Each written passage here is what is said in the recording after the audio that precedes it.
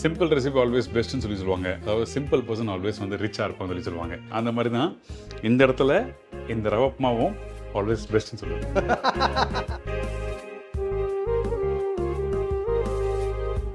எல்லாருக்கும் வணக்கம். Welcome back to Sathyanath kitchen. இன்னைக்கு நம்ம எந்த ஊர்ல கும்பகோணத்தில் இருக்கோம். கும்பகோணத்தில் நம்ம வந்து இன்னைக்கு பிரேக்ஃபாஸ்ட் ரெசிபி தான் பார்க்க போகிறோம். நம்ம வீட்டில் எப்பவுமே வந்து இருக்க ஒரு பொருள் பார்த்தீங்கன்னா ரவை வச்சு பல விதமான ரெசிபிகள் பண்ணியிருப்போம். அந்த மாதிரி பார்த்தீங்கன்னா இந்த உப்புமா, இது வந்து ஒரு அதிரடி உப்புமான்னு சொல்லுவோம் நாங்கள். அந்த அதிரடி உப்புமா அப்படிங்கிறது என்னென்னு பார்த்தீங்கன்னு சொன்னாக்கா அப்படிங்கிறதுக்குள்ள அதை செஞ்சு முடிச்சிடணும். ஒருத்தவங்க சாப்பிட வராங்கன்னா வந்து உட்காந்து நலம் விசாரித்து ஒரு டம்ளர் தண்ணி குடிச்சிட்டு அவங்கள சாப்பிட வாங்கன்னு கூப்பிட்ற அளவுக்கு இந்த உப்புமா வந்து நம்ம செஞ்சிட முடியும். அந்த அளவுக்கு ஒரு ஸ்பீடப் இது. கையில் ரவா மட்டும் இருந்தால் போதுமானது. ஒரு எக்ஸலண்ட்டான ரெசிபி. சில பேருக்கு உப்புமா பிடிக்காது. அது என்ன காரணம் கேட்டால், அந்த உப்புமா பண்ணும்போது வந்து அந்த பக்குவமாக செஞ்சால் மட்டும்தான் அந்த உப்புமாவோட வேல்யூ நல்லாயிருக்கும், அந்த டேஸ்ட் அண்ட் டெக்ஸ்டர் நல்லாயிருக்கும். இந்த சுவை வந்து கிராமத்தில் செய்யும்போது எனக்கு பிடிக்கல அப்படின்னு சொல்லும்போது அம்மா அதில் 2 சொட்டு எலுமிச்சை பழத்தை புழிஞ்சு விட்டு கொஞ்சம் மஞ்சள் போட்டேன், இதை சாப்பிட்டு பாரு அப்படின்னு. அந்த புளிப்பு சுவை வந்து நாக்கில் ஒரு இன்டியூஷனை ஏற்படுத்தும், அது எச்சி ஊறட்டும். அது வந்து நம்மளை சாப்பிட்றதுக்கு அந்த சுவையை கொடுக்கும். ஒரு ரவா உப்புமா தானே அப்படின்னு அதை ஒதுக்க வேண்டிய இடம் இருக்கவே இருக்காது. இல்லை, நம்ம அந்த ரவையை வந்து எப்படி வறுக்கிறோம், அதுக்கு என்னென்ன போடுறோம், இந்த மாதிரி விஷயம். நான் வந்து ரவா வறுத்து போடுவேன். அந்த ஆயிலோட மிக்ஸ் பண்ணி வறுக்கும்போது அது சின்னதாக கலர் மாறும். அதிகபட்சம் ஒரு 5 நிமிஷம் இல்லைன்னா 10 நிமிஷத்தில் தட்டுக்கு வந்து ரவா உப்புமா போயிடலாம். இவங்க என்ன பண்ண வெங்காயமே சேர்க்க மாட்டோம் சொல்லி சொல்கிறாங்க. சார் ஆக்சுவலாக வெங்காயம் காய்கறி போட்டோம்னா அது கிச்சடி. உப்புமாவில் வந்து எதுவுமே ஆடர் கிடையாது. அப்படியே டைரெக்டாக கிண்டி இறக்கிட வேண்டியதான். 2 விஷயம் இருக்குது அதில். ஒன்று என்னென்னு கேட்டிங்கன்னு சொன்னாக்கா, இந்த ஃபாஸ்டிங் இருக்கிறவங்க, வெஜிடேரியன் பீப்புள்ஸாக இருக்கிறவங்க வந்து பூண்டு வெங்காயம் இல்லாமல் வந்து எனக்கு உணவு ஒன்றுன்னு கேட்பாங்க. ஒரு அதிரடியாக அவங்க கேட்குற வேகத்துக்கு நம்ம உடனே பண்ணி கொடுக்க முடியும்னா இந்த மாதிரி ஒரு வெரைட்டி மட்டும் தான் பண்ண முடியும். அந்த தாளிப்பு என்னென்ன போடுறாங்க, அந்த ரவையை வறுத்து அதுக்கப்புறம் தண்ணி ஊற்றி குக் பண்ணுற பக்குவம் என்ன, அந்த தண்ணியோட ரேஷியோ என்ன. அந்த 1 டம்ளர் ரவாவுக்கு 2.25 டம்ளர் தண்ணி, 1க்கு 2.25 தண்ணி வந்து வெந்நீர் பக்கத்தில் கொதிக்க வச்சுருப்பேன். அதை எடுத்து இதில் விட்டு, இது மத்தியானம் நீங்கள் எடுத்துகிட்டு போகணும், கையில் ஸ்டாக்கை வச்சுக்கணும் அப்படின்னு சொன்னீங்கன்னாக்கா தண்ணியோட அளவை வந்து கொஞ்சம் அதிகமாக அதில் சேர்த்துக்கணும். இல்லைனாக்கா ரவா உதிரியாக இருக்கும். ஸோ இந்த மாதிரி சின்ன சின்ன விஷயங்கள் அழகாக வந்து நம்ம கேட்டு தெரிஞ்சுக்க போகிறோம். அவர் யார் கேட்டிங்கன்னா நம்ம சக்தி கிருஷ்ணன் சார் தான். உங்கள் எல்லாருக்குமே தெரியும். வணக்கம், நான் உங்கள் சக்தி கிருஷ்ணன். அந்த மெத்தடில் நீங்கள் செஞ்சு பாருங்கள். இந்த ரவா உப்புமா அப்படி தான் சுவைக்கும், எந்த மாற்றமும் இல்லை. அதே டைமில் ஆல்வேஸ் வந்து இந்த மாதிரி ரவா உப்புமா தொட்டு சாப்பிட்றது வந்து தேங்காய் சட்னி தான். அந்த தேங்காய் சட்னி மட்டும்தான் இது எக்ஸ்பெஷலி சூப்பராக இருக்கும். இதுலேயே அந்த புளிப்பு சுவை இருக்கிறதுனால இந்த தேங்காய் சட்னியோட சுவை அட்டகாசமாக இருக்கும். செஞ்சு பாருங்கள். வாங்க அவர் போய் மீட் பண்ணலாம். சார் வணக்கம். வணக்கம். வணக்கம் சார். எப்படி இருக்கீங்க? நல்லா இருக்கு சார். எப்படி போயிட்டு இருக்கு? நல்லா கும்பகோணம் மக்கள்லாம் எப்படி இருக்காங்க? ரொம்ப நல்லா இருக்காங்க. ஓகே. கும்பகோணம் வந்தாலே ஒரு உற்சாகம் இல்லை, ஒரு டெம்பிள் சிட்டி ஏரியா. உண்மைதான். எல்லாருக்குமே வந்து நிறைய ஊர் ட்ராவல் பண்ணாலும் ஒரு குறிப்பிட்ட ஊர் தமிழ்நாட்டில் முக்கியமாக போயிட்டு வரணும்னு சொல்லி ஆசைப்படுவாங்க எல்லாரும். கண்டிப்பாக. முதல்ல ராமேஸ்வரம், அதே மாதிரி ரிட்டைர்மெண்ட் ஸ்டேஜில் வந்து இங்கே தங்கறதுக்கு ஆசைப்படுவாங்க சார். ஓகே. என்ன காரணம்? அது கோயில்கள் அதிகமாக இருக்கிறது. அது ஆன்மீகம் அது நல்ல விஷயம். ஸோ அந்த மாதிரி உங்களை தேடி வரதுக்கு காரணம்னா ஸ்ரீ விநாயகர் கேட்டரிங், நம்ம சக்தி கிருஷ்ணன் சாரோட பண்ணுற அந்த ரெசிபிகள் ரொம்ப பிடிக்கும், நிறைவாக இருக்கும் சொல்லிட்டீங்களா? ஸோ அந்த மாதிரி இன்றைக்கி என்ன ரெசிபி பார்க்க போகிறோம்? இன்றைக்கி வந்து அதிரடி ரவா உப்புமா சார். ஸோ இந்த ரவா உப்புமா பண்ணும்போது பர்டிகுலராக வந்து எல்லாருக்கும் வந்து ஒன்று அந்த ரவா உப்புமா ப்ரிப்பரேஷன் பண்ணும்போது ஒரு மாதிரி ஒரு கொல தன்மை போயிடுது. அப்படின்னா ரவா உப்புமா இல்லவே இல்லை, ரைட்டுங்களா? அப்படி இல்லைன்னா அந்த ரவா உப்புமா வந்து ரொம்ப உதிரியாக கெட்டி அந்த மாதிரி பக்கம் வந்துடும். ஸோ ஆக்சுவல் ரவா உப்புமா எப்படி இருக்கணும், இது கூட தொட்டுக்க நம்ம என்ன செய்கிறோம்? ஏற்கனவே வந்து விசு ஒரு படத்தில் சொல்லியிருப்பார் சார், இந்த ரவா கேசரி சாப்பிட்டா அது எப்படி உள்ளே போகுதுன்னு சொல்லிட்டு. அது இனிப்பு போட்டிருக்கோம், இது உப்பு போட்டிருக்கோம், அதே மாதிரி அது உள்ளே போகும். ஓகே. அந்த பேட்டர்னில் நம்ம பண்ணுறது எப்படிங்க தான் சார் நம்மளுடைய. சரி, ஓகே. சரி, அப்போ பேசிட்டே பண்ணலாமா? அவசியம் சார். எனக்கு தேவையான பக்கம் சொல்கிறீங்களா? ரவா உப்புமா, தேங்காய் சட்னி. தேவையான பொருட்கள்: 1/4 கிலோ ரவா, நெய் 25 ml, கடலப்பருப்பு 1 டீஸ்பூன், வெள்ளை உளுத்தம்பருப்பு 1 டீஸ்பூன், பச்சை மிளகாய் 3 நம்பர், வெந்நீர் 3/4 லிட்டர், பச்சை கொத்தமல்லி, கருவேப்பிலை தேவையான அளவு, எலுமிச்சப்பழம் 1/2 மூடி, மஞ்சத்தூள் சிறிதளவு, பெருங்காயத்தூள் 1/2 டீஸ்பூன், உப்பு தேவையான அளவு, ஆயில் 75 ml, தேங்காய் சட்னி 1 தேங்காய், பச்சை மிளகாய் 2 நம்பர், பொட்டுக்கல்ல 50 கிராம், தேவையான உப்பு, தாளிப்பு கடுகு 1/2 டீஸ்பூன், காஞ்ச மிளகாய், கருவேப்பிலை, ஆயில் 20 ml. இப்போ இந்த ரெசிபி தேவையான பக்கம் சொல்லிட்டீங்க. இப்போ ஃபர்ஸ்ட் நம்ம என்ன பண்ணுறோம்? முதல்ல இப்போ அடுப்பத்தை வச்சாச்சு. ஃபர்ஸ்ட் ஆயில் ப்ளஸ் நெய் ரெண்டுமே ஆட் பண்ணி விட்டுறோம். எப்படி ரவை வறுத்து தனியாக எடுத்துடுறோமா எப்படி? இல்லை எல்லாமே தாளிப்பை போட்டுட்டு ரவாயை இதில் கொட்டுட்டு அப்படியே மிக்ஸ் பண்ண வேண்டியதான். இந்த வெந்நீர் அங்கே ரெடி ஆகிட்டு இருக்குது. ஓகே. அந்த வெந்நீர் அளந்து வச்சுருக்கிறோம். அந்த ரவா வறுபட்ட பிறகு அந்த வெந்நீர் அதில் ஷேர் பண்ணிட்டாங்க. வெந்நீர் தான் யூஸ் பண்ணணும். வெந்நீர் சீக்கிரம் முடியும் அப்படிங்கிறதோட அது வேகணும்னாக்க இதான். சரி, ஓகே. அப்போ இந்தாங்க எண்ணெய் தாங்க, அப்புறம் நெய்யும் தேவையில்ல. ஆமாம். ஓகே. நெய் இப்பயே போடுறோமா இல்லை கடைசியாக போடுறாங்களா? இல்லை கடைசியில் கொஞ்சம் மேலே போடுவோம். பட் இப்போ இந்த நெய்லேயே வறுத்தோம்னா இன்னும் வாசம் கொடுக்கும். Okay done. அப்புறம் என்ன ரெடி ஆயிடுச்சு சார், நல்லா சூடாயிடுச்சு. கடுகு போடலாம். கடுகு கேட்பீங்க. Okay done. இதுக்கப்புறம் நம்ம வீட்டில் எப்போ போல தாளிச்சு பண்ணுற அந்த பக்கம் தான் சரிங்களா? அதே டன். கடலைப்பருப்பு, வெள்ளை உளுத்தம் பருப்பு. ஓகே, கடுகு போட்டு டக்கரை நல்லா பொரிஞ்சு வரா பாருங்க. கடுகு நல்லா பொரியலை அப்படின்னு சொன்னாக்கா உங்களுக்கு வந்து இந்த டேஸ்ட் கிடைக்காது. அதனால் கடுகு நல்லா வெடிக்கணும். அந்த சவுண்டு நின்ற பிறகு தான் கடுகு ஃபுல்லாக வெடிச்சிருச்சுங்கிறதுக்கு அடையாளம். அது சவுண்டு நின்றுச்சுன்னா அடுத்தது போயிடலாம். ரைட். இன்னொன்று அந்த வாசமும் வரும். ஆமாம், இப்பயே நல்லா தெரியுது பாருங்க. இப்போ சவுண்டு குறைஞ்சி ஒரு வாசம், சவுண்டு குறைஞ்சி. ரைட். இப்போ நம்ம கடலைப்பருப்பு போடுறோம். சரி. வெள்ளை உளுத்தம் பருப்பு. ஓகே. நம்ம இந்த இதில் கடுகு போட்டாச்சு, வெள்ளை உளுத்தம் பருப்பு போட்டாச்சு, கடலைப்பருப்பு போட்டாச்சு. ஓகே. ஜஸ்ட் அது கொஞ்சம் கலர் மாறும். ஓகே. கலர் மாறின உடனே பச்சை மிளகா போட்டுடலாம். சரி. ஓகே. இந்தாங்க பச்சை மிளகா வந்து 2 கீரி வச்சிருக்கிறோம். முழு மிளகா போடலாம். முழு மிளகா போட்டோம்னு சொன்னா வெடிக்கும். அது வெடிக்காமல் இருக்கிறதுக்கு 2 கீரி வச்சிருக்கிறோம். ரைட்.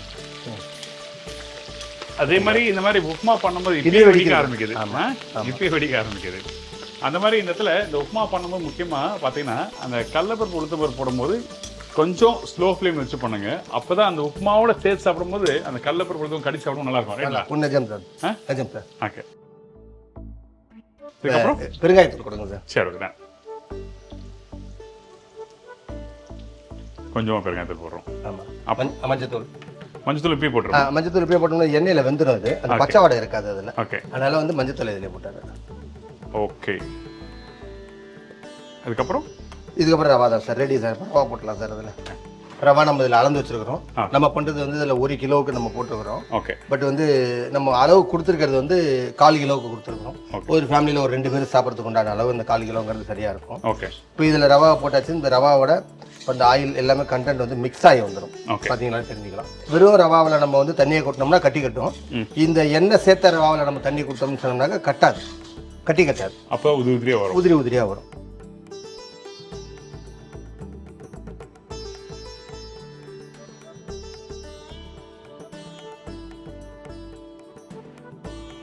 சரி, இப்போ நம்ம வறுக்க ஆரம்பிச்சிட்டோம்.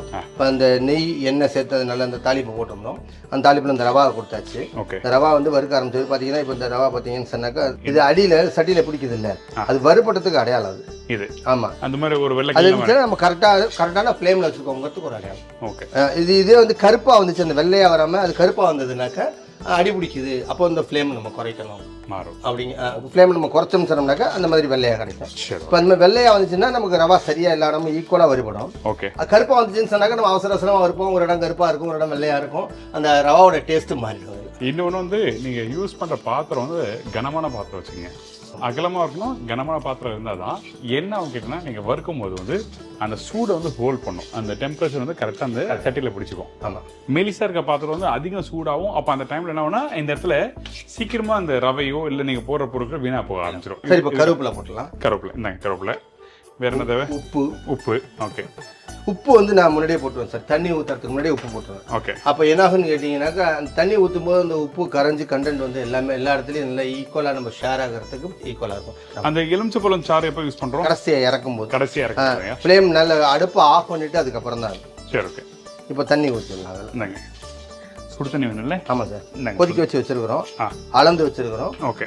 அந்த தண்ணியை நம்ம இப்போ இந்த ரவைக்கு வந்து நம்ம வந்து எப்படி மெஷர்மெண்ட்ல தண்ணி ஊற்றுறோம் அது பக்கத்து சொல்லுங்க. இது ரவா வந்து நம்ம பாக்கெட்ல இருந்து அப்படியே எடுத்து கொட்டாம ஒரு டம்ளர் எடுத்துட்டு அந்த டம்ளர்ல வந்து அளந்துடலாம். 1 டம்ளர் அப்படின்னு நம்ம அறக்கிறோம்னு வச்சுங்களேன். அந்த 1 டம்ளர் ரவாவுக்கு 2.25 டம்ளர் தண்ணி. 1க்கு 2.25. இந்த கணக்கில் வச்சோம்னு சொன்னோம்னாக்கா கிட்டத்தட்ட சரியா இருக்கும்.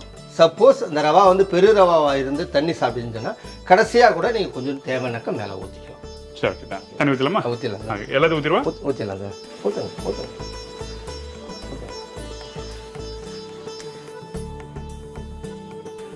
இப்போ தண்ணி ஊற்றியாச்சு சார். Rava ready sir. இப்போ இந்த ரவா வந்து ஜஸ்ட் 2 கொதி வந்தாலே அது முடிஞ்சு போச்சு சார். இறக்கலாம். முடிஞ்சிடும். அவ்வளோதான். ஃபைன். ஓகே. இது வந்து இப்போ பொதுவாகவே இங்கே நம்ம வீடுகளில் நான் செய்யும்போது சொல்லுவேன் அதிரடி ரவான்னு சொல்லுவேன்.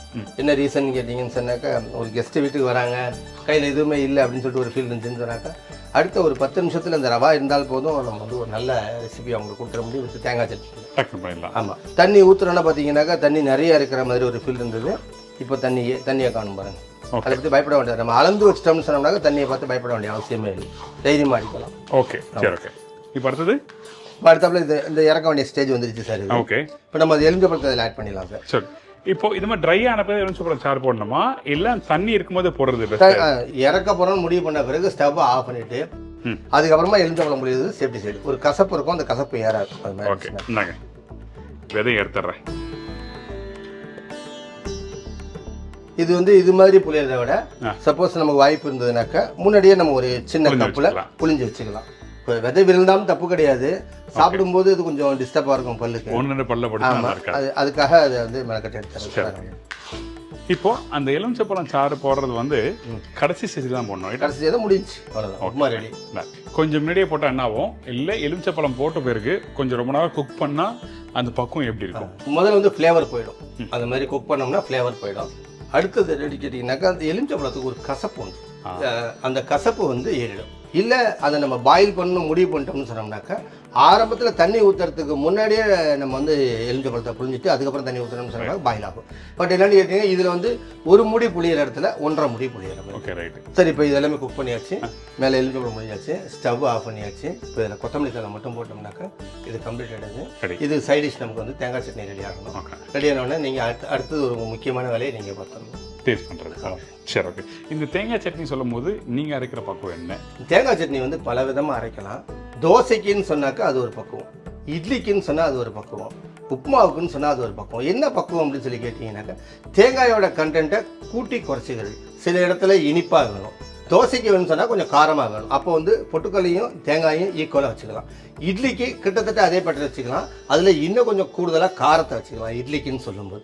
உப்புமாவுக்கு வரும்போது அது ஒரு இனிப்பு சுவையோடு இருக்கணும். அப்போ தான் வந்து அது நல்ல டேஸ்ட்டாக இருக்கும். அப்போ பொட்டுக்கலோட தன்மையை குறைச்சி தேங்காயை அதிகப்படுத்திட்டோம்னு சொன்னோம்னாக்கா இன்னும் சுவை கூடுதலாக இருக்கும்.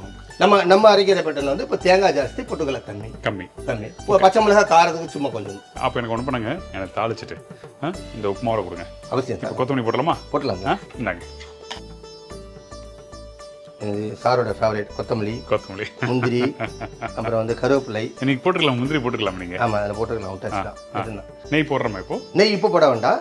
நம்ம எந்த பாத்திரத்தில் மூத்துறோமோ அந்த பாத்திரத்தில் அடியில் கொஞ்சம் நெய்யை விட்டுட்டு இதை மேலே அள்ளி வச்சிங்கன்னு சொன்னாக்க அந்த பாத்திரம் பூரா அது வந்து அப்ளை ஆகிடும். அப்போது கடைசி வரைக்கும் எடுக்க உங்களுக்கு நெய் வாசம் வந்து குறையாமல் வந்துக்கிட்டே இருக்கும். ஓ, இதுதான் அந்த பெரிய ஃபங்க்ஷன் பண்ணும்போது கேட்டரிங் பண்ணணும். அதான் விஷயம். சரி, ஓகே.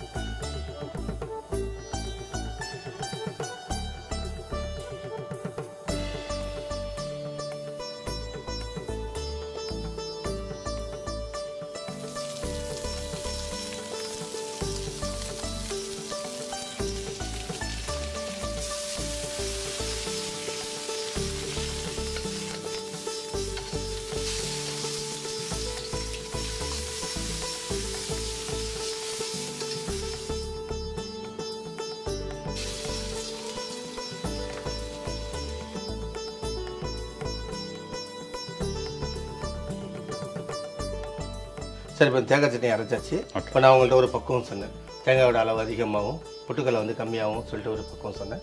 அந்த பக்குவத்தில் அந்த தேங்காய் சட்னி அரைச்சாச்சு, அரைச்சிருந்து ரெடி. ஆனால் அந்த ஒரு தேங்காய் சட்னி அரைக்கிறதுன்னு ஒரு பக்கம் இருக்குல்ல? ஆமாம். சில பேர் சின்ன வெங்காயம் போடுவாங்க, சில பேர் இஞ்சி போடுவாங்க, சில பேர் புளி போடுவாங்க. பார்த்துருக்கீங்களா? நான் அதான் சார் சொன்னேன். இப்போ என்னென்னாக்க நம்ம எதோட அதை ஷேர் பண்ணி சாப்பிட போகிறோங்கிறது இருக்குல்ல சார், அதை பொறுத்து அதை நம்ம பண்ணலாம். ரைட். இப்போ நீங்கள் கிச்சடி தெரியுங்களா? இந்த கையால் அந்த கிச்சடி கொடுங்க. நான் சட்னி ஒரு கை வச்சிடுறேன். என்னங்க நல்ல கெட்டி சட்னி அரைச்சிருக்கீங்க. கெட்டியாக இருந்தால் தான் சாப்பிட்ற ஒரு ஃபீல் கிடைக்கும். ரைட்டுங்களா? ஓகே, சொல்லுமா ப்ளீஸ் சார். அதில் ரெண்டு சொட்டு நெய் மேலே. எதுக்கு இது நெய் போடுறீங்களா? வாசம் சூப்பராக இருக்கும். வாசத்துக்காகவா? கொஞ்சம் மேலே போட்டு. ஆமாம். இந்த இடத்துல நான் சாப்பிடுதுன்னு சொல்லிடுறேன். இங்கே பாருங்கள், ரவா உப்புமா பார்த்தீங்கன்னா கையில் எடுத்தீங்கன்னா இப்படி உருண்டு வரணும். இதான் விஷயம், சரிங்களா? இன்னொன்று வந்து அந்த கொலக்கொல பக்குவம் இருக்கக்கூடாது. அதுக்கப்புறம் பார்த்தீங்கன்னா முக்கியமாக வந்து உடையிற தன்மை. இப்படி எடுத்திங்கன்னா அப்படி உடையணும். அப்படி இதுதான் கரெக்டான ஒரு டெக்ஸ்சர், பதம். அதுமாதிரி சட்னி அரைக்கும் போதும் சட்னி அரைச்சி முடிச்ச பிறகு தண்ணி வெளியே போகக்கூடாது. அது வந்து கோத்த மாதிரி இருக்கணும். அதுதான் அந்த பொட்டுக்கெல்லாம் போகிறது விஷயம்.